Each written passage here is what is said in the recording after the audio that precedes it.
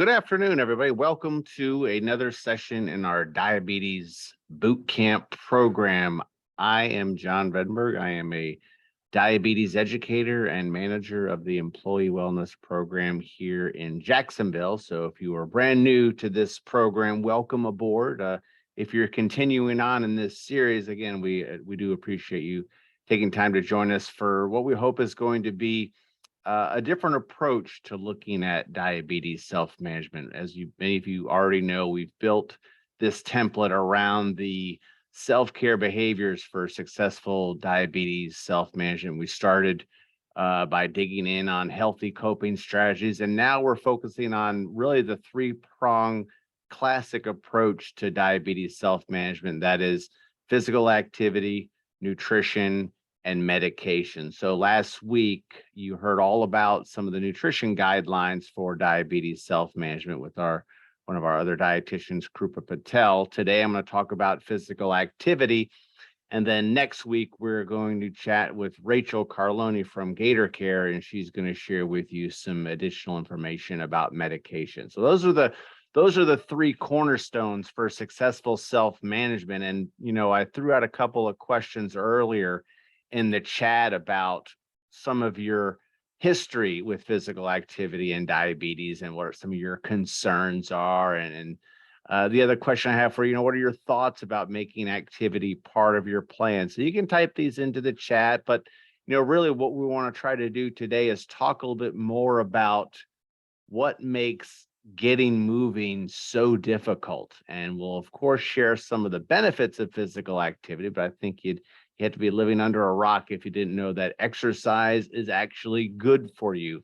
But what I want to share with you today are some tips to try to overcome some of those barriers to physical activity. I think a lot of times when we look at trying to become more active, we're worried about overcoming pain and discomfort, or maybe we have histories of knee pain or back pain, or it's hot outside, or just not sure if you're going to be in shape. So there's always concerns, but I can tell you this from experience, that first step is often the most difficult, but that first step is also where we derive most of our confidence building. So when we talk about setting goals for physical activity, we're going to start small, which can help build some self-confidence, and then continue to move forward there with a structured physical activity plan. So when we look at the overarching benefits for being active, first of all, we'll define being active as all the ways you move your body, everything that you do that doesn't involve sitting. When we look at what activity actually does, is it helps make the body more sensitive to insulin. So it improves how well your body's own insulin does its job. And by doing this, it helps bring our blood sugar closer to the target ranges. And with that mechanism alone, we see a reduction in the risk of heart disease as well as nerve damage. The other thing we see with physical activity is that we see improvements in how strong, not our muscles, not just our muscles, but also our bones. So when we're getting up and getting moving, we're maintaining that muscle density, maintaining the strength of our bones, and therefore lowering our risk for falls. So that's why when we look at the secret to that fountain of youth, it begins by staying moving. And again, we're going to define physical activity as just anything that's not sitting down. The higher your heart rate goes, the more calories you're going to burn, but we can get benefit from anything that requires movement. So any activity is better than no activity at all. And if you look at all the other benefits for being active in terms of lowering depression risk and all the benefits to improving blood pressure, if this were a medication, if this were a drug, it would be the best-selling drug of all time if we looked closely at all the different benefits that we get from physical activity. So the reason I'm mentioning this to you is that when we look at all the data about being physically active, it's still a challenge. And everyone, I'm gonna say everyone, but a lot of people who are listening right now, you have a great intention of becoming more active. But if we look at the data, most of us will fail in these goals to be more active because there seems to be a tendency that we may be drawn towards minimizing effort just to help conserve energy. So there's maybe an evolutionary component to that. Our hunter-gatherers, they had to hunt down food to survive. And by moving around and hunting that food and expending those calories, that helped maintain a healthier weight. Food wasn't as plentiful. But now, in this day and age, it's the reverse. Food is very plentiful, but our opportunities to move around are not. So when we look at why activity is such a challenge, it's because it's work, right? I'm not immune to it either. There are days when I get home and, after a long day at work and trying to chase around my toddler, trying to set aside more purposeful time to be active, it takes a lot of work. So we're going to talk about how to overcome some of these common barriers. But I can tell you that when we look at trying to establish habits for regular physical activity, minimizing that initial, what we call perception of effort, really is the key. So starting small. So not going from someone who's, kind of largely inactive to joining a high intensity fitness center and diving right in, because sometimes that can lead to discouragement. But instead say, okay, well, you know what? I do want to be more active. The first step is the most difficult. How about I just go for a walk after lunch each day? So starting out with smaller, more reasonable goals helps build up that confidence, and that actually fuels motivation. So the motivation thing can be somewhat of a myth, because really just getting up and getting started is the biggest step forward. And once you do that, then that's how habits start to become built. So again, activity is a challenge. We should recognize that it's very comfortable just to sit. It's very comfortable to just not move. But if we want to be successful with diabetes self-management, we have to start to break down some of these other barriers for physical activity, like the heat, like the history of pain, and try to find other ways to be creative with that physical activity guideline. And I think one of the other secrets to that, besides trying to start small, is look at things you're already doing. What are some of the things you're already doing that don't require sitting? That's where we can start. And what I like to call these are basically lifestyle activities. So organizing your office, or getting the household clean, or gardening, or playing with your kids or your grandkids, or not taking the shuttle bus into work and actually walking, using the stairway instead of the elevator, going down the hall for a walk versus sending a text or an email. Try to look at what your opportunities for activity actually are and try to build on that. And then again, the other thing is looking at things you already enjoy doing that are movement filled. Maybe it's dancing, maybe it's going for walks, maybe it's strolling around the beach, or shopping at the town center, whatever it might be. Is if it's including physical activity, that's where we build from. And that's where we try to start those habits where we're making it more of our daily routine. And from that point, that's where we can talk about some of the more nitty gritty structured activity plans. So I'm sure many of you are familiar with the terms that are on your screen now when we look at structured physical activity. So again, in terms of blood sugar management, your body doesn't know if you're in a gym or just walking around your house when it looks at how the cells are using glucose for fuel. But when we look for health and longevity, really try to see 4 key components of a structured physical activity plan. So there's the aerobic exercise, which many of us are familiar with, also called cardio. So whether it's swimming, jogging, running, biking, whatever, anything that's going to move multiple muscle groups at the same time, we would lump into that category. There's also strength exercises. So lifting weights and doing some resistance exercise, whether it's with the dumbbells or household items or stretch bands, anything that's going to add some resistance to those muscles helps us maintain that muscle. I think you're familiar with the term or the phrase, use it or lose it. And nothing is a more perfect example of that than our own lean body mass. If we aren't using that muscle, we are going to lose it. And when we lose that muscle, besides having a mild decrease in how many calories we burn each day, we also lose our function. We have a difficult time getting up out of bed, or getting into a chair, or getting out of the chair. And that's where, as we get older, our risk for falls increases. So this is why strength is such a vital component for not just maintaining bone strength and bone density, but also maintaining that muscle mass. The other one, and this is one that I often struggle with, is flexibility. Trying to make sure that the muscles that we are maintaining have some pliability. So looking to add flexibility exercises, whether it's touching your toes or simple stretches after a workout program or yoga or anything in that family of flexibility training, is a very important part of maintaining mobility. Remember, humans are engineered to move.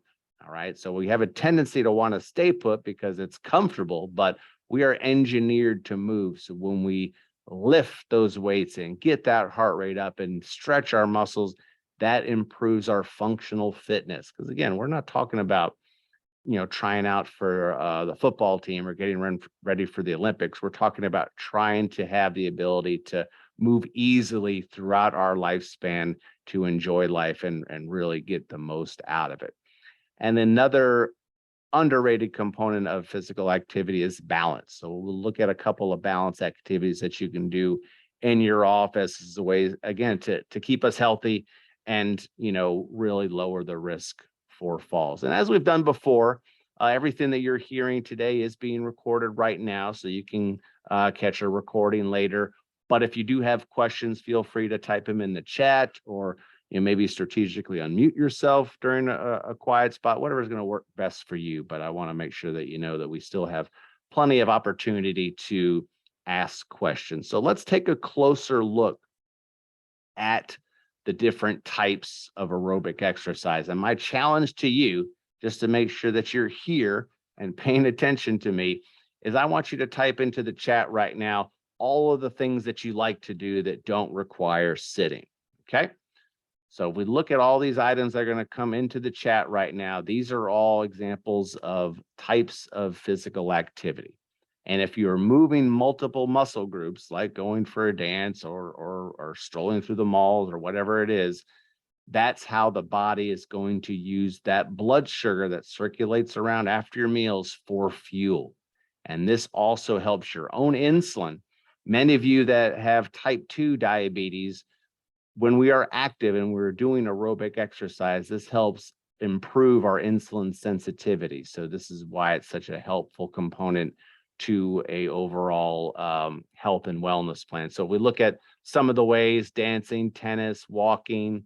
A lot of dancers here: roller skating, gardening, walking, cycling. So again, excellent examples. And this is where I usually like to start in maintaining a successful physical activity plan, because again, the sky's the limit.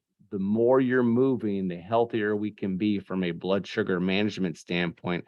But if we want to keep it sustainable, it has to be fun. It doesn't have to be jogging. It doesn't have to be cycling if you don't like either of those activities. Focus on things that you already enjoy doing that don't require sitting, and then go from there. So an ultimate goal for everyone here, if we look at what's recommended for guidelines in terms of just health and well-being, as well as blood sugar control, is about 150 minutes each week. So if you break that down into 30-minute segments, it's about 30 minutes, 5 days a week. So again, if you look at it from that perspective, it's not that much, but also a lot of times people say, I just don't have that time. I don't have 30 minutes. Well, you can break it into 10-minute chunks, but I really challenge you to make the time for that physical activity, or look at ways you can bundle some of the things that you already enjoy doing. So if you are a reader, maybe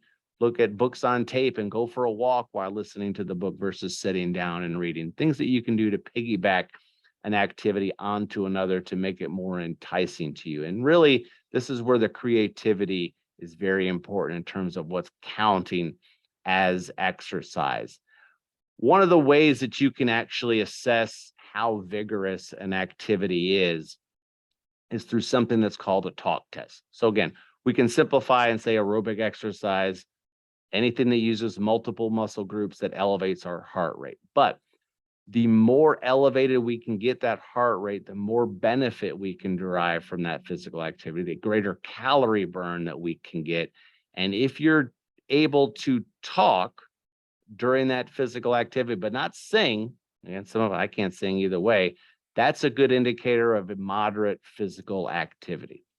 If you can only utter a few words during that activity, that's a good indicator of vigorous physical activity. So if you fine tune some of the guidelines between moderate intensity aerobic exercise and high intensity aerobic exercise, use that talk test. If you can barely get a word out, that's high intensity.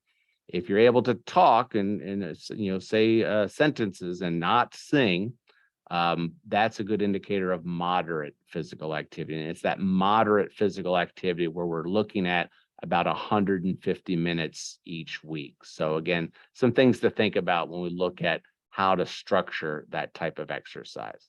So again, we're all familiar with aerobic exercise, and I think we're pretty familiar with strength training. But what I want you to be mindful of is that when we look at starting from inactivity to activity, there's always a standard disclaimer of checking with your doctor. However, only if you have a history of heart disease, eye disease, and metabolic or kidney disease do you need to check with your doctor first. For the rest of us, you can kind of go right into a physical activity plan without that, quote unquote, medical clearance. However, if you do have histories of any of those diseases that you see on the screen right there, you do want to get medical clearance, especially when we look at strength training, because of some of the strain it can pose on the blood vessels, on the circulatory system. Again, you don't want to have any adverse outcomes. This is also another area where creativity counts. So we all know what lifting weights can look like, but doesn't mean you have to invest in a weight bench. Doesn't even mean you had to invest in dumbbells. Using simple household items like soup cans and water bottles and lifting those up with your arms, the weight of your arm plus the weight of the item in your hand, that's going to add resistance to that muscle.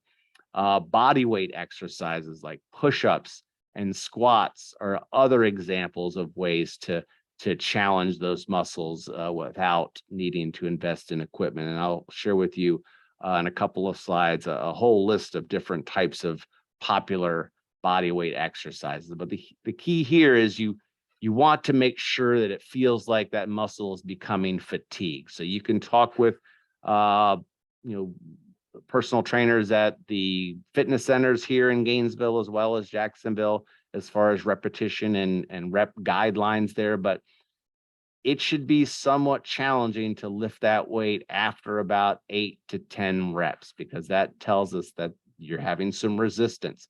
You don't want to lift weights quickly, and you don't want to lift weights by bouncing them up and down, because that's going to increase your risk for injury. Strength training should be done deliberately through that range of motion, moving up and down slowly. Okay. And when we look at goals for this type of activity, 2 to 3 days of week, non-consecutive is ideal. And when we're doing strength training, the other thing that's going on behind the scenes is that we're building and maintaining that already existing lean body mass. And when we do that, when we have a little bit more muscle tissue on board, we're also increasing our metabolism. I put up there slightly because I think people under the wrong notion that if you're lifting weights, you're going to be able to, burn an extra 1,000 calories each day, but it's not quite accurate. So you do raise your baseline metabolism a little bit, but not enough to offset any type of, nutritional splurge. So again, something to keep in mind when we look at overall nutrition habits too. All right, so let's talk about flexibility. So flexibility, again, as I said, is an underrated component of a physical activity plan. Another good goal here is about 2 to 3 times each week.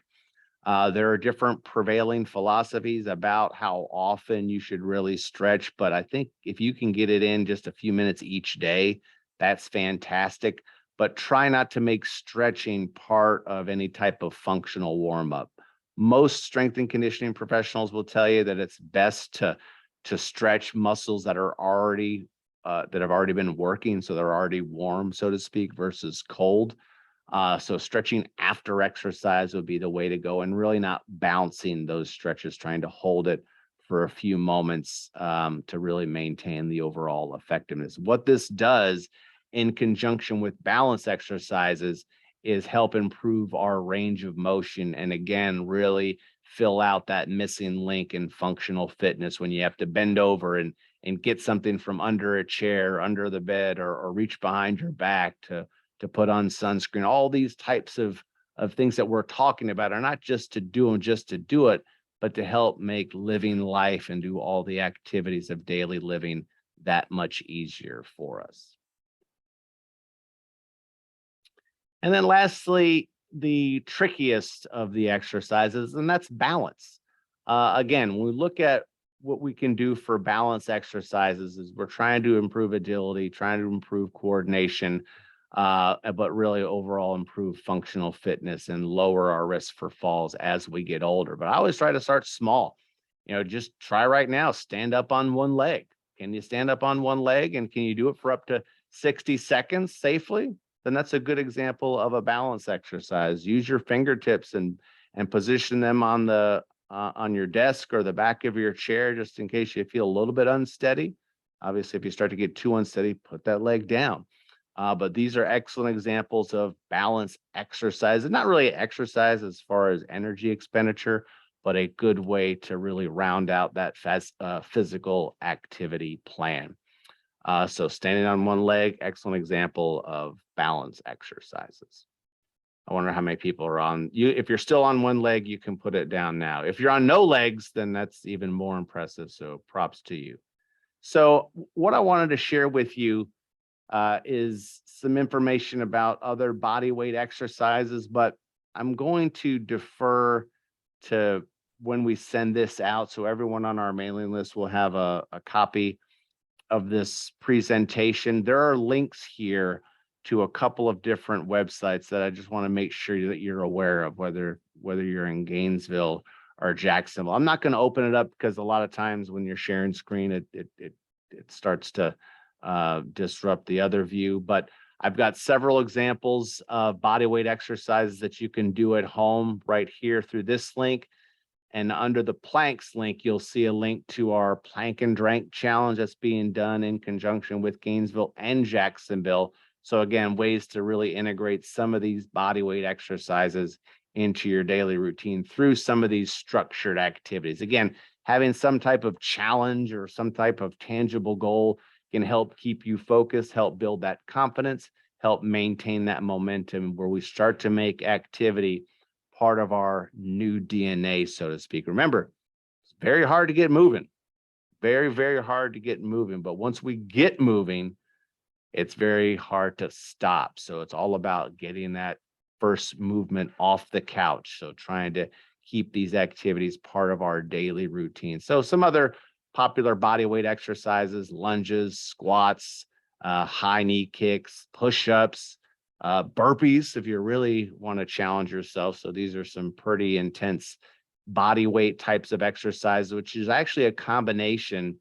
of a strength exercise and aerobic exercise when we're looking at something like a burpee or a squat jump. So you're getting the heart rate up as well as strengthening those muscles too. It's not uncommon when we're newly engaging in physical activity programs, as we look at strength training exercises like the things you see up on the screen, to have some soreness 1 to 2 days afterwards. That's a normal response. That means the muscles are kind of breaking down and repairing themselves, and that's going to cause a little bit of discomfort. But what we want to try to do is avoid overt pain. So if you do have knee pain that's pronounced and is requiring pain relieving medication, talk to your physician, talk to your physical therapist about ways to manage that. We don't want that to be an obstacle to physical activity, but it may be that certain types of body or weight bearing exercises may not be the best for you based on some of those conditions. If you do have things like knee pain and some of those other body weight limitations, I think the pool is probably one of the best ways to really stay active, because you're removing that weight resistance, but still having the ability for that heart rate to get elevated and doing some physical activity. And I get the secret to success in life is finding the friend with the pool, right? You don't have to maintain the pool, you find a friend with the pool. But again, just one way to try to, reduce some of the weight on the joints. Bicycling or recumbent bikes are also another way that can minimize some of the strain on your joints, especially in the lower extremities. So another way to really stay active without doing too much weight bearing on those joints. So some things to consider when we look at different types of approaches to physical activity. But again, the notion of no pain, no gain, that's not really true. Physical activity should be a little bit uncomfortable, but not to the point where it's really causing significant problems. So that could be a sign to either slow down or talk to your physician about some workarounds. So I found this pyramid of activity. And for those of you that remember the old food guide pyramids that kind of break down all the different food groups and how often you should eat what, this does it with physical activity. So look at every day we're trying to move around.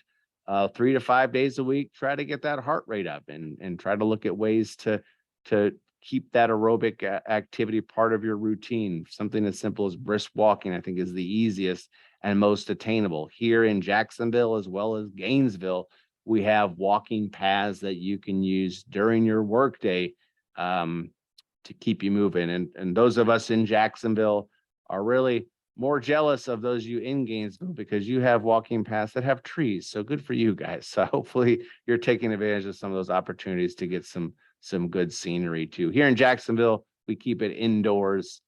We have the Gator Go path that you can find in the clinical center, as well as the pavilion. And then obviously throughout Gainesville, there's several nice scenic walking paths too. 2 to 3 days a week, looking back at our pyramid again, incorporating the flexibility and strength exercises.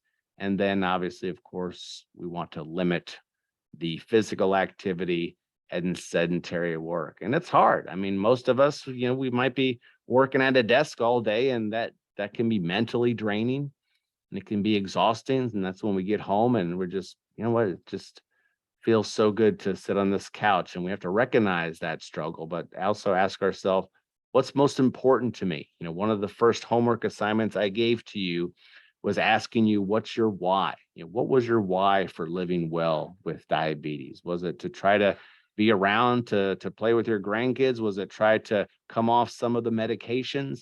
Well, every one of these 3 components for self-management, the nutrition, the physical activity, and the medication, are helping target that why. So that's where you have to recognize some of those struggles. But again, take that first step.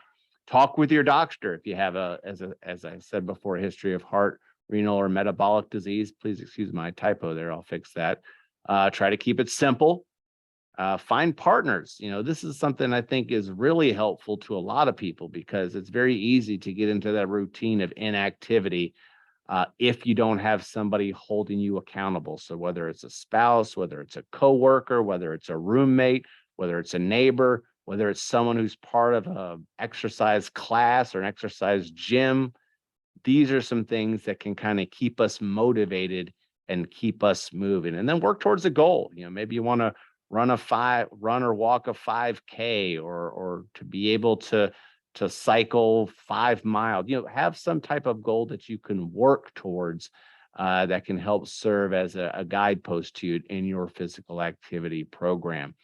And I always find it helpful to track your progress. I'm going to talk about more of that in a moment, but from a blood sugar management standpoint, many of the medications that are used now for controlling blood sugar don't have too much interference with physical activity, meaning they're not going to be putting you at greater risk for low blood sugar. However, if you take insulin, like Lantus or Novolog or 70/30 insulin, or if you take a sulfonylurea, so the glyburide, the glipizide, those types of medications, those 2 types of medications can increase your risk for hypoglycemia when you're physically active. Doesn't mean it should rule it out for you.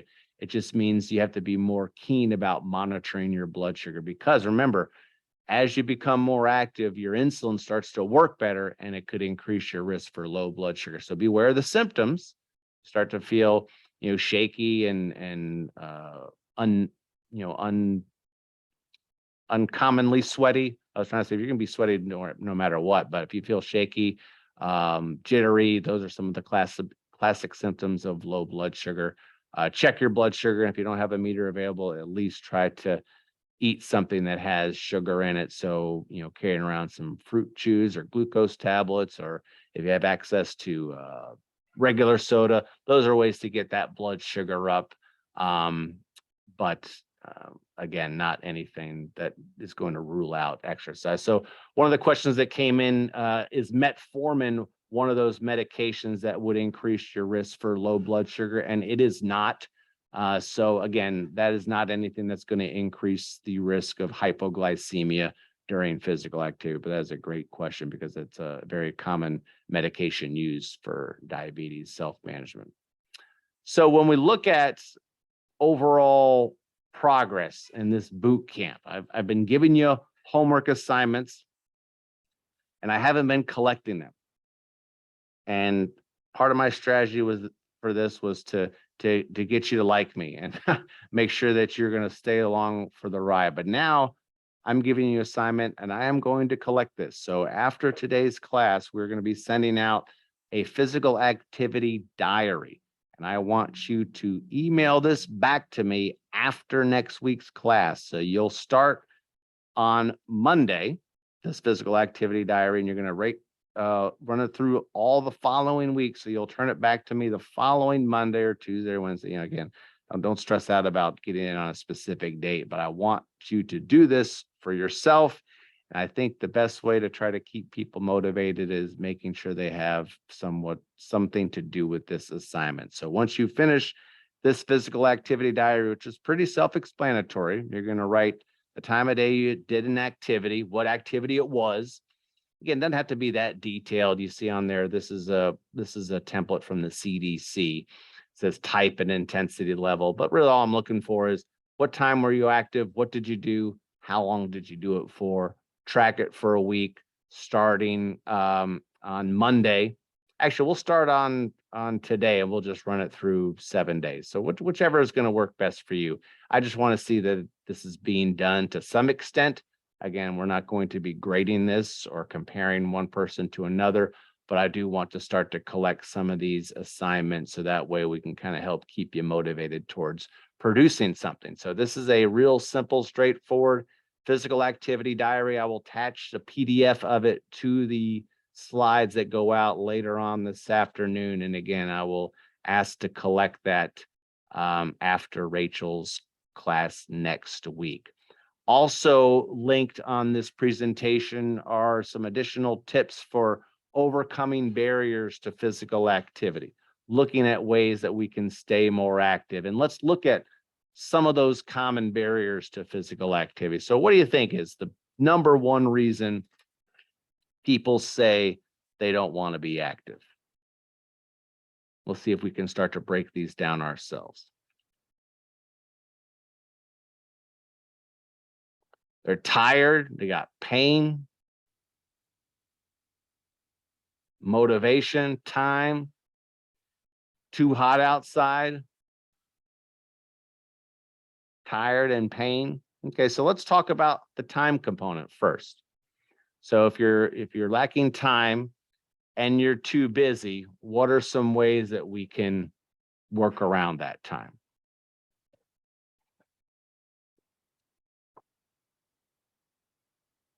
How many people had this class on their calendar to remind them to attend this program? Chances are it popped up on your calendar because we send it out via Outlook. So we all have the same amount of time every day. It's how we choose to use that time that is where we can attack. So my advice typically for the people that are not, that are saying they don't have time to do that is just like a budget. Taking a look at your spending over a 2-week period, see where you have excess expenditures and manage your budget from that way. You can do the same thing with time. How are you spending your time over a 7-day period and where do you have opportunities to make some changes? Okay, do you have time to binge watch 2 hours of Netflix on the weekend? Well, I would start there and go backwards. So looking at where you have opportunities to fit time in, because remember, you're going to have that tendency to not want to move. And most of these things that you put up there are not reasons for avoiding physical activity or getting motivated to be physically active, but they are excuses, and they are working around those excuses in order for us to be successful. So time is an excuse, too busy is an excuse, tired is an excuse, too hot outside is an excuse. There's going to be a workaround for every single one of those components here. And I'm trying to pull up a document that I can share with you here, and you'll see exactly what I mean. So bear with me as I search for this item. All right, so overcoming barriers. I'm going to pull this up and hopefully you can see it. If not, you can bring it up on your screen as well. Can everyone see the handout part that I just put up there? It says overcoming barriers to physical activity. You can just type a quick yes or no in there. Okay, so here we look at all the different things that we've identified as far as lack of time. So identify available time slots, lack of energy. Okay, so schedule physical activity for times in the day when you feel the most energetic. So me personally, I have a tough time getting out of bed in the morning. So I'm not going to be the 6 a.m. workup guru. I'm going to probably be the 5 p.m. workout type of guy. So again, look at areas of your schedule where you have the most energy and target from there. Lack of motivation. So you invite a group or a class or make it part of your daily routine. Fear of injury, lack of skill, lack of resources, weather conditions, travel, all the different things that we typically throw out as reasons where we don't want to be active. You now have those ways to circumvent. So again, some of the reasons are things that we do need to address before safely moving forward. And when we talk about issues with pain, that's where, again, we don't want to overlook that. We want to talk with a healthcare provider if it's something that's limiting your mobility and limiting your functional ability. We don't want to ignore that and say, oh, just tough it out. But outside of that, when we look at fatigue, we look at time, we look at heat, we look at everything else, there is a workaround to it. But again, it all starts with that very first movement. All right. So yes, I will send this out in addition to the other documents that I had just talked about before as far as the physical activity diary. So looking at the chat here, making sure I'm catching all the questions. So how do you warm up before exercising if stretching is not recommended till after exercise? So that's a great question, Lee. When we look at warm up, what I'm really talking about is getting the body ready for activity. And for things that are really just moderate physical activity, like a brisk walk, the walk itself is the warm up. So when I'm talking about an actual warm up before going to a gym or doing a higher intensity workout class, it could be something as straightforward as jogging in place for 60 to 120 seconds or getting on the bike or getting on the treadmill, something that's just a lower threshold of physical activity before you increase the overall intensity. So the warm up part is basically just a lower intensity version of whatever you're about to do. And the warm up is most important for those structured physical activity programs that are going to really get your heart rate elevated. So again, I try not to have people overthink the warm up, but it's just a casual, lower intensity pace of the next scheduled exercise, if that makes sense. So if I was going to go out for a jog, I would probably do a brisk walk for a few moments and then start to get into the jog. Really just trying not to elevate the heart rate too quickly. And all of a sudden, that's the main idea behind the warm up.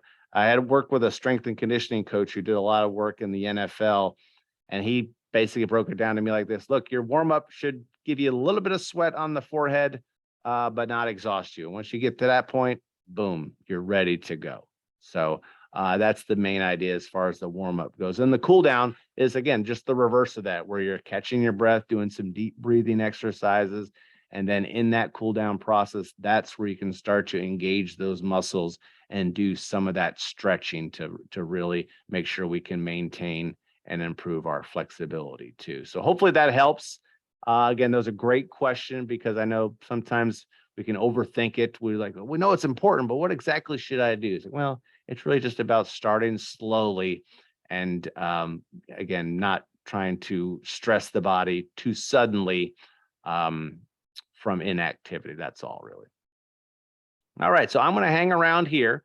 I'm going to stop the recording here.